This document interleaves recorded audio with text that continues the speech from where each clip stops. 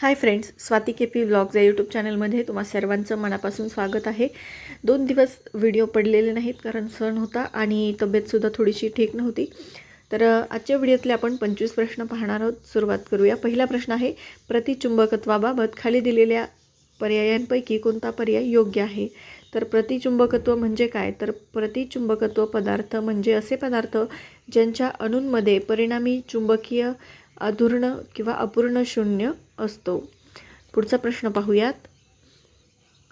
पुढीलपैकी कोणत्या वर्षात दख्खनच्या सल्तनतीच्या हातून विजयनगर साम्राज्याचे राजकीय पतन झाले? म्हणजेच विजयनगर साम्राज्याचा शेवट झाला कोणत्या वर्षी? तर 1565 मध्ये। पुढील प्रश्न पाहूयात। डॅश डॅशला पूर्वेचा जिब्राल्टर असे म्हटले जात असे कारण ते जवळजवळ अभेद्य होता। तो किल्ला कोणता?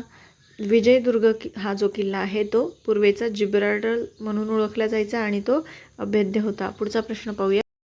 ब्रिटिश मीठ कराला आव्हान देण्यासाठी मिठाच्या सत्याग्रहादरम्यान महात्मा गांधींनी कोणती प्राथमिक रणनीती वापरली होती? तर महात्माजींनी बेकायदेशीर मिठाचं उत्पादन घ्यायला सुरुवात केली होती आणि विक्रीला प्रोत्साहन दिलं होतं। पुढचा प्रश्न पहा। रंगो बापूजी गुप्ते हे डॅश येथील मराठा सरदार होते ज्यांनी 1857च्या उठावाचं आयोजन करण्यात महत्त्वाची भूमिका बजावली होती। तर कुठले होते? साताऱ्याचे मराठा सरदार होते। पुढचा प्रश्न पाहूयात।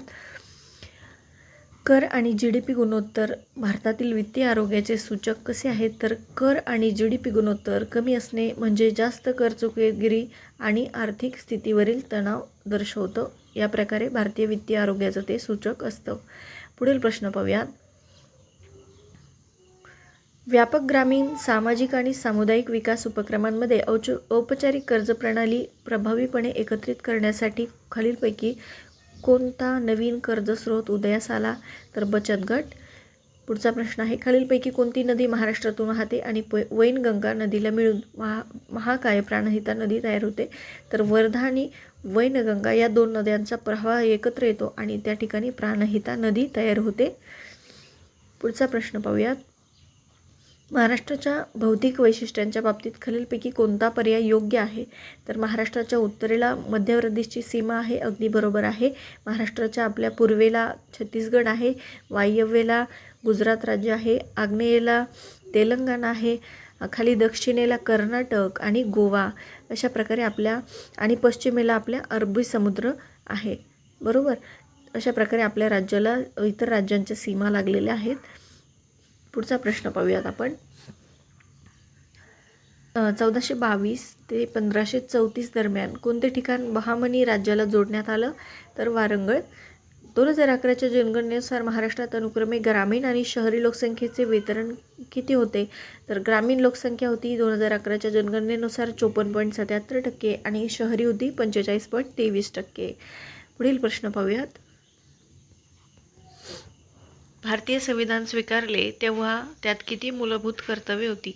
तर भारताने जेव्हा संविधान स्वीकारलं त्यावेळी त्यामध्ये एकही मूलभूत कर्तव्य नव्हते, ते सर्व नंतर ॲड करण्यात आलेली आहेत। पुढचा प्रश्न पहा। ऑगस्ट 2024 या महिन्यात झालेल्या तिसऱ्या voice of the global south समिटचे यजमानपद कोणी भूषवलं? तर आपल्या भारत या देशाने या समिटचं यजमानपद भूषवलेलं आहे, म्हणजे ती आपल्या भारतामध्ये समिट पार पडली होती। पुढचा आहे, भारतात ओव्हरसीज सिटिझनशिप ऑफ इंडिया योजना कधी सुरू करण्यात आली? तर ही योजना 2006 मध्ये सुरू करण्यात आली। विंडोज टास्क मॅनेजरचा उद्देश काय आहे?